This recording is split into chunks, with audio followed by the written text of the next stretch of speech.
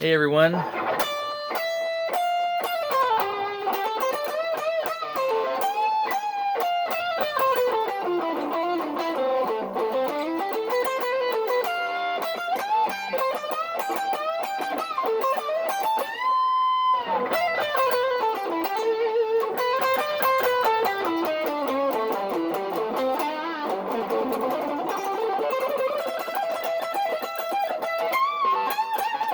Hey everybody.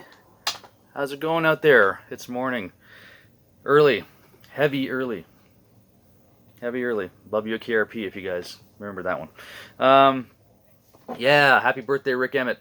Today is Rick Emmett's birthday. One of my favorite guitar players. And I'm going to try and do these things. I'm not going to commit to them every day, but I'm going to try my best to do some lessons for you guys over the summer. Some of them are going to be beginners, some of them are going to be intermediate, some of them are going to be just me rambling on about my favorite guitar players, which I'm going to do today probably.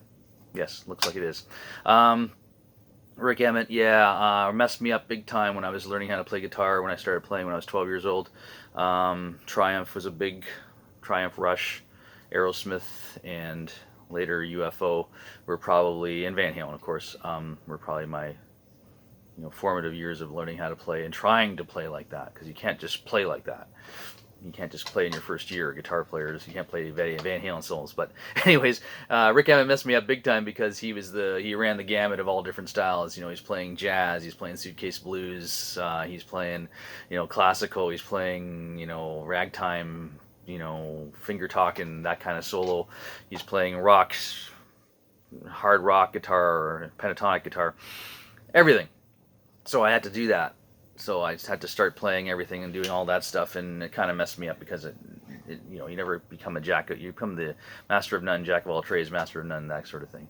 But anyhow, yeah, that solo was from "Lay It on the Line," which was from the Just a Game album, which goes down as my favorite album cover of all time. Love the artwork on this.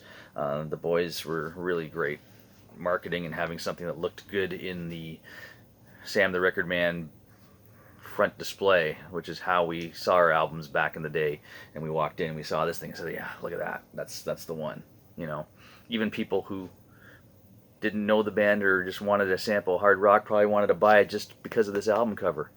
It looks so amazing. Anyways, yeah, it was so great because it's basically a board game, just a game. And in 70s fashion, I love it.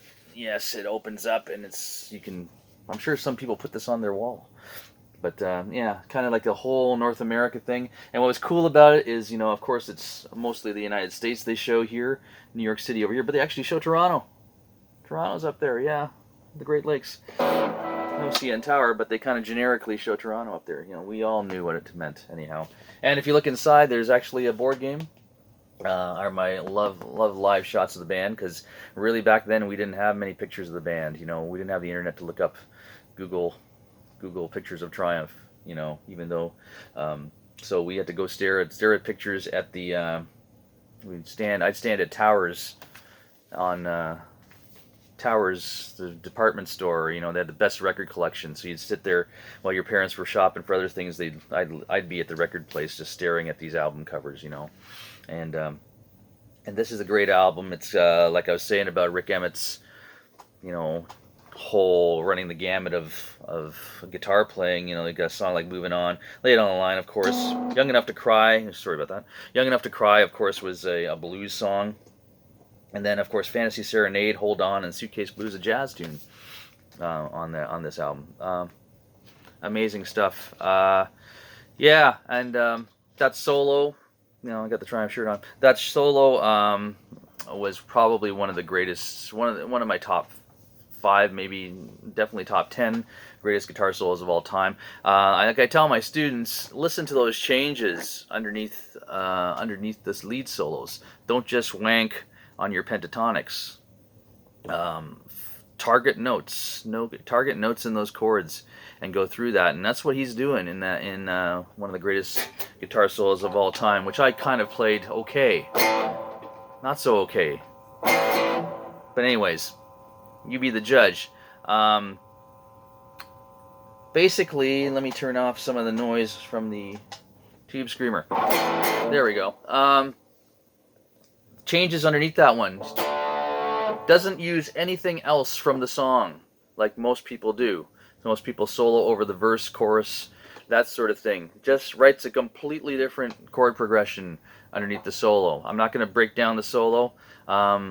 Just slow down the version that you saw me play earlier. Sorry.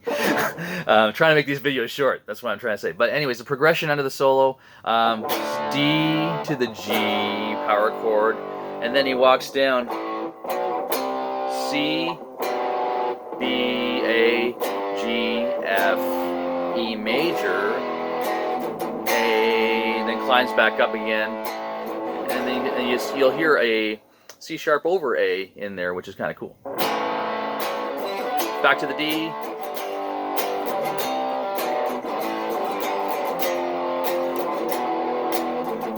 Then he picks it up.